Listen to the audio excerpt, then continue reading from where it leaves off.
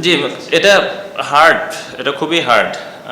আমি যেটা প্রথমে বললাম যে আমি যদি বলি এখন যারা লেট মিডল অর্ডার বাংলাদেশ টিমে ব্যাটিং করছে, জাকের ব্যাটিং করে, আরও অনেকেই ব্যাটিং করছে, it's not easy, it's really tough, specially টি-20 ক্রিকেটে আপনি গিয়েই প্রথম বলে 6 মারা 4 মারা, ইটস নট দ্যাট ইজি। এবং we are not like gigantic big hitters.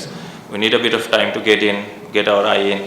তারপরে হয়তো আমরা আমাদের রাইট ম্যাচ আপ অনেক সময় পেলে, but you still need to think যে আপনি কাকে মারতে পারবেন, ইউ নিড টু অ্যানালাইজ। তো এই জিনিসগুলো ম্যাটার করে।